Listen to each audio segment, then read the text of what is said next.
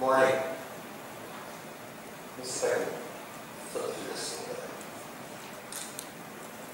So, this is the question I've been asked to answer.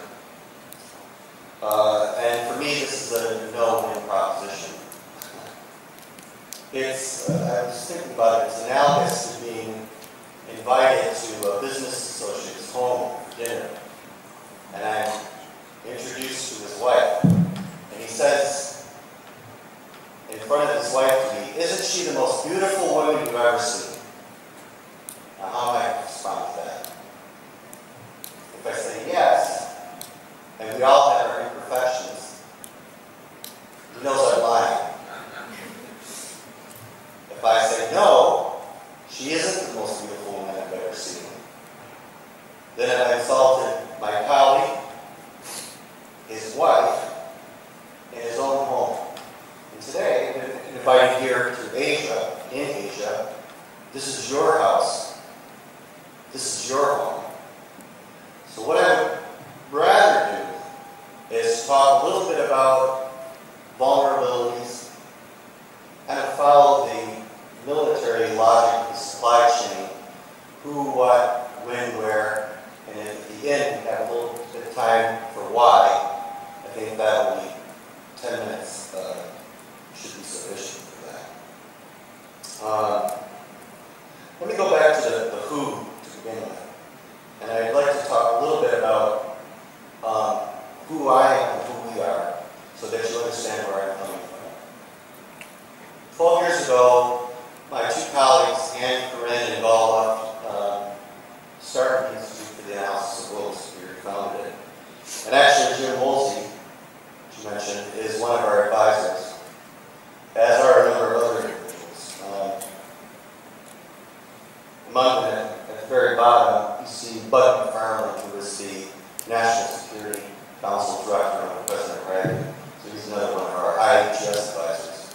Last year, in September 2011, we launched the United States Energy Security Council with only one objective in mind. And that is, excuse me, I think I'm maybe too close to the microphone. And that is to destroy oil's monopoly in the transportation sector.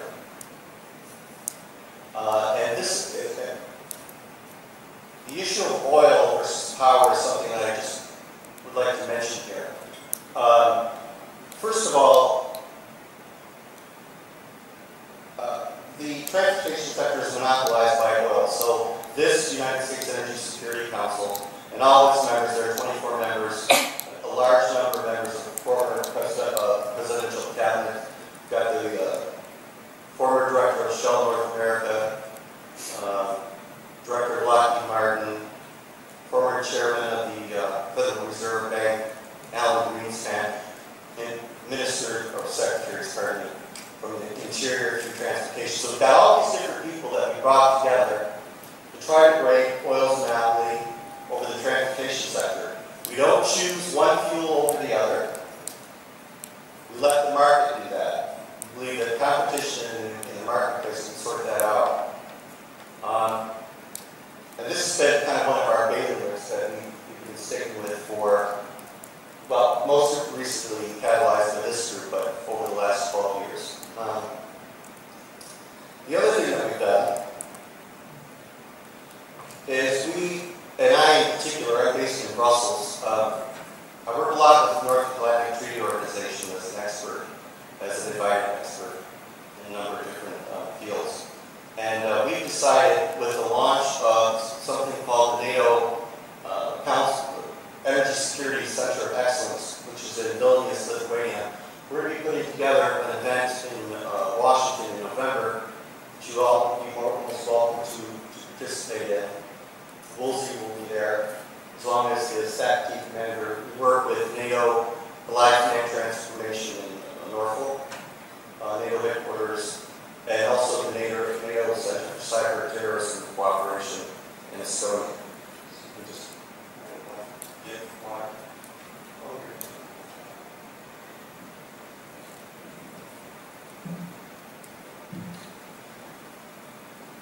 So the other thing that we do, and we launched this several years ago, is the journal. It's a quarterly professional journal focused on energy security issues, among them critical infrastructure. And these are some of the samples, some of the articles that we published covering Asian markets and issues, among them energy infrastructure protection. And I should mention that the experts that contribute to the journal are in-country experts. So we're not sitting in Washington or in Brussels or in Paris writing about the problems that we have. We're trying to ask in-country experts in India, in Pakistan, in Myanmar, and elsewhere what your take is on the issue. And then we give you a venue and a platform for sharing those ideas with the rest of the international community. Now, the very first presentation I ever made on critical infrastructure protection, I used this quote from Trotsky. And I think the issue here is that regardless of the ownership structure of your power producers, regardless of if you're publicly held or privately held, these assets provide a public good. And therefore, the protection of these assets require public-private dialogue. Now, most of the people that I dialogue with are in the defense and security fields. However, the cooperation and this dialogue has to be much broader, because government doesn't provide a solution. Government provides an avenue for solutions, and it's the private sector. It's the people in this audience here that run your assets, that generate your power, that ensure the reliability of your transmission and distribution systems, that really are the ones that are, have your fingers on the pulse. And that's the kind of dialogue that needs to take place. That's what we want to have happen in Washington. That's why we publish the Journal of Energy Security, and that's why IAGS as an institute exists. And I'm also heartened by what I've heard at this conference here, because it seems to me that there is a recognition that the problems that you face, whether it's in power generation or distribution, closing the gap between supply and demand, you recognize that it has to be tackled from a regional perspective. And that's not always the case. A lot of, in the United States, we're often, and conveniently labeled to be a big island. We always look inwards for our solutions. But I don't think that's the way to go. I think that what you started here is a breath of fresh air. And let me use an example in the water energy domain, and it's where we've done some work to point out the complementaries of working on a more regional basis. We have we've created a consortium with Sandia National Laboratory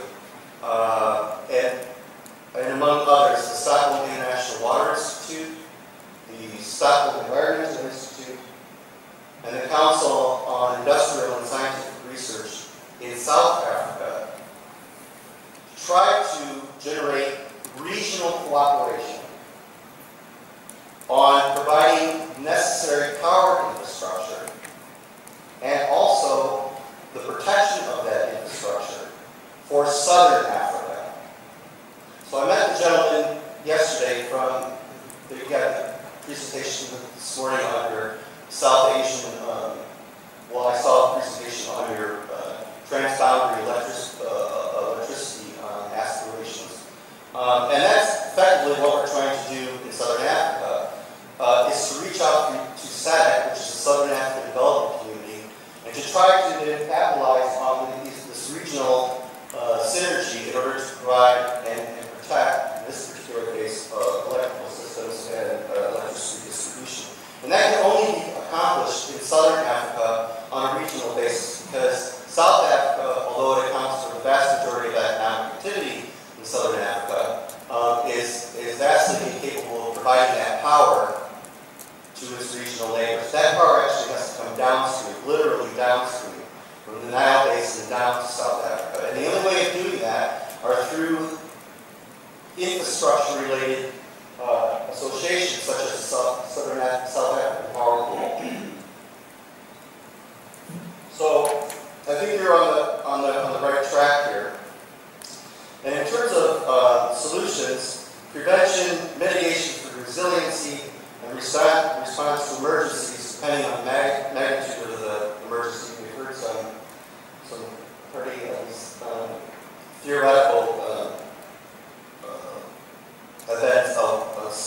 large magnitude, will also involve civil and defense organizations.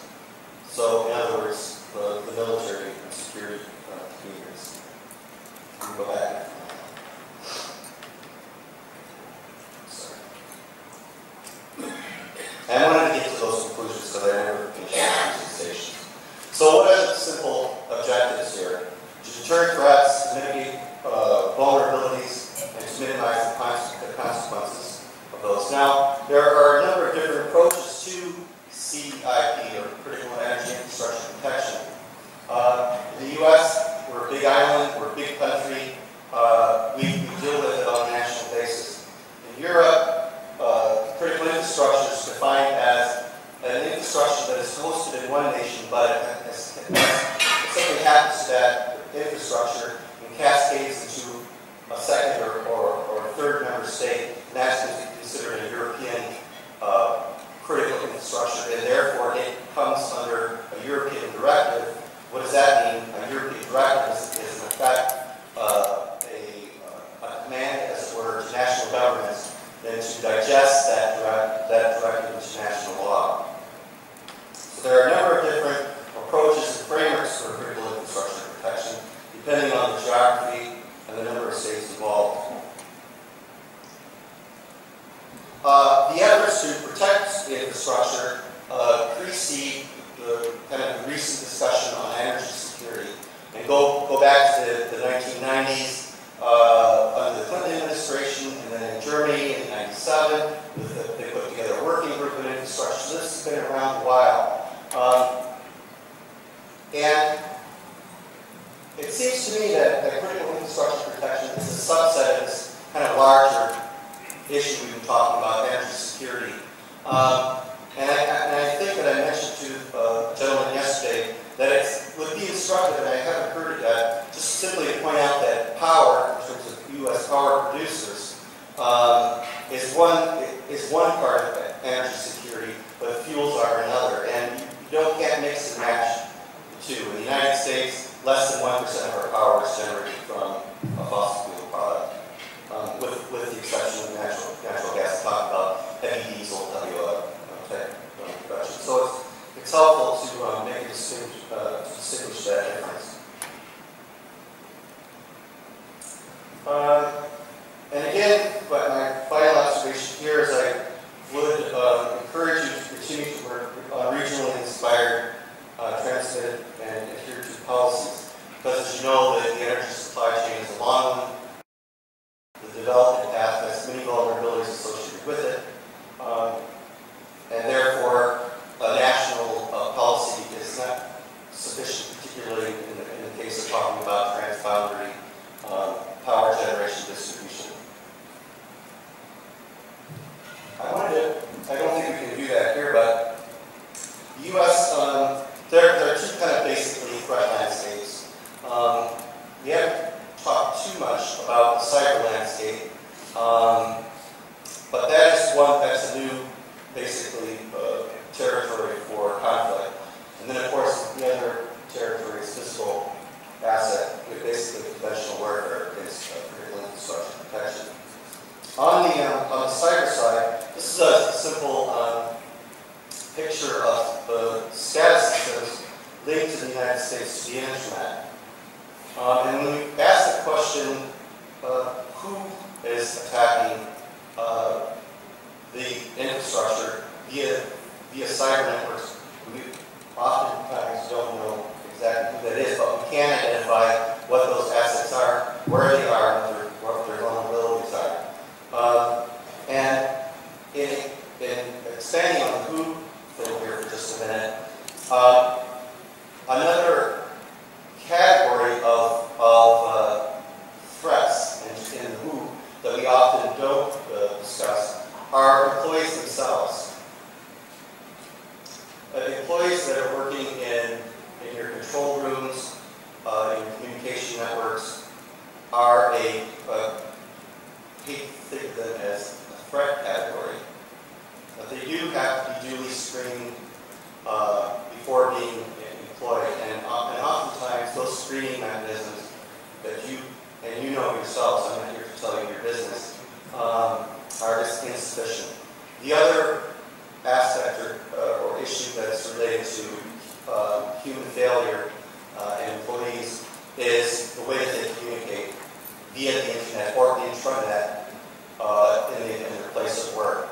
And oftentimes something as simple as plugging in a USB key, opening up a personal email is sufficient enough in order to worm its way through the system, to embed itself into your network servers, and to ultimately disable or even destroy physical infrastructure.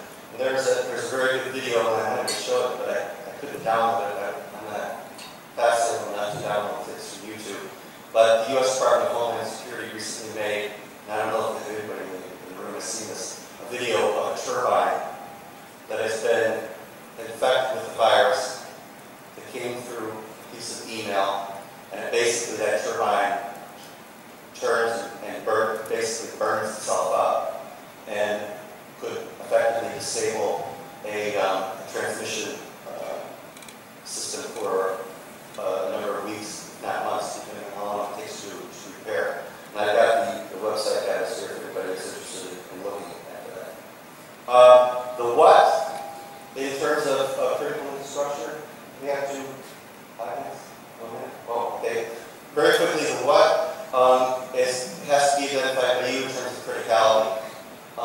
And criticality depends on many different factors, but effectively how long it takes to repair, and also the downtime with respect to bringing that piece of infrastructure back online. And finally, in thinking about criticality, and we just use the example of an electrical system and a transmission line, it's not necessarily that the infrastructure itself is being targeted for attack. It could be very well the end user, whether it's a military installation, a sensitive government installation, emergency services